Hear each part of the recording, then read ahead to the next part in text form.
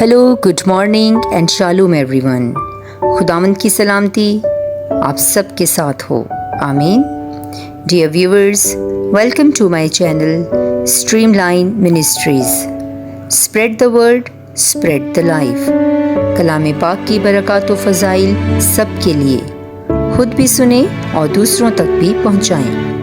خدا کا کلام سب کے لیے۔ پریز گاڈ۔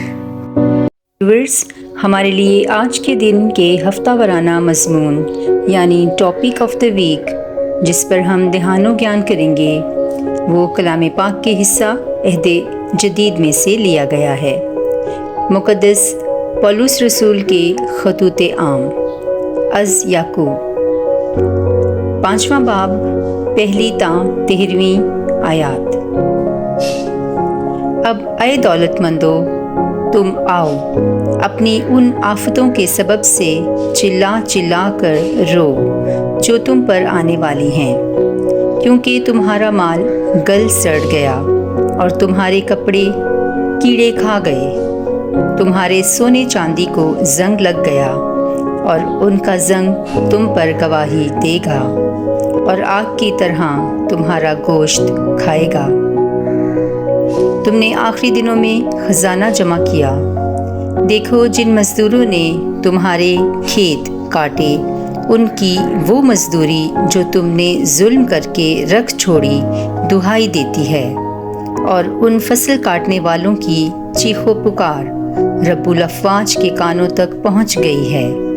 تم نے زمین پر عیش و عشرت کی ہے اور مزے اڑائے ہیں، اپنے دلوں کو ذبح کے دن کے لیے موٹا کیا ہے۔ تم نے فتویٰ دیا ہے اور صادق کو قتل کیا ہے، وہ تمہارا مقابلہ نہیں کرتا۔ اس لیے اے بھائیو، خداوند کے آنے تک صبر کرو۔ دیکھو، کسان زمین کے قیمتی پھل کی امید سے صبر کرتا ہے جب تک کہ پہلا اور پچھلا می برسے۔ سو تم بھی صبر کرو اور اپنے دل کو مضبوط رکھو، کیونکہ خداوند کا آنا نزدیک ہے۔ اے بھائیو، ایک دوسرے پر نہ کڑکڑاؤ تاکہ تم پر فتویٰ نہ لگایا جائے۔ دیکھو، انصاف کرنے والا دروازے پر کھڑا ہے۔ اے بھائیو، ان نبیوں کو دکھ سہنے اور صبر کرنے کا نمونہ سمجھو جنہوں نے خداوند کے نام سے کلام کیا۔ دیکھو، ہم صبر کرنے والوں کو مبارک کہتے ہیں۔ تم نے ایوب صابر کے صبر کا حال تو سنا ہوا ہی ہے اور انجام سے بھی واقف ہو جو خداوند نے اسے بخشا ہے، کیونکہ خداوند بہت درد مند اور مہربان ہے۔ مگر سب سے پہلے اے میرے بھائیو، قسم مت کھاؤ، نہ آسمان کی، نہ زمین کی، اور نہ کسی اور چیز کی قسم، بلکہ تمہاری ہاں ہاں ہو اور نہیں نہیں، تاکہ تم فتویٰ کے تلے نہ آ جاؤ۔ اگر کوئی تم میں مصیبت زدہ ہو تو وہ دعا کرے، اور اگر کوئی خوشحال ہو تو حمد گائے۔ کلام پاک کے پڑھے اور سنے جانے پر خداوند کی برکت ہو۔ خدا کا شکر ہو، آمین۔ A reading from the letter from James, chapter 5, verses 1 to 13. Warning to the rich. And now, you rich people, listen to me. Weep and wail over the miseries that are coming upon you. Your riches have rotted away, and your clothes have been eaten by moths. Your gold and silver are covered with rust, and this rust will be a witness against you and will eat up your flesh like fire.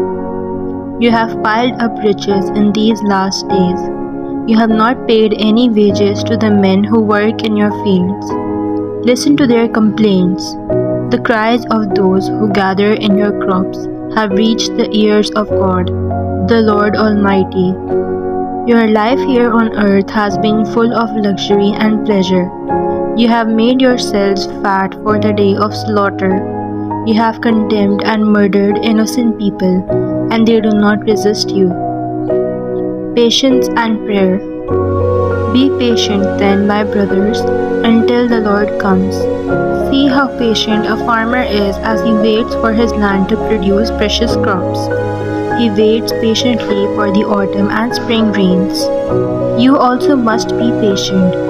Keep your hopes high, for the day of the Lord is coming near. Do not complain against one another, my brothers, so that God will not judge you. The judge is near, ready to appear. My brothers, remember the prophets who spoke in the name of the Lord. Take them as examples of patient endurance under suffering. We call them happy because they endured. You have heard of Job's patience, and you know how the Lord provided for him in the end. For the Lord is full of mercy and compassion. Above all, my brothers, do not use an oath when you make a promise. Do not swear by heaven or by earth or by anything else. Say only yes when you mean yes, and no when you mean no, and then you will not come under God's judgment. Is anyone among you in trouble? He should pray. Is anyone happy? He should sing praises. This is the word of the Lord. Thanks be to God. Amen.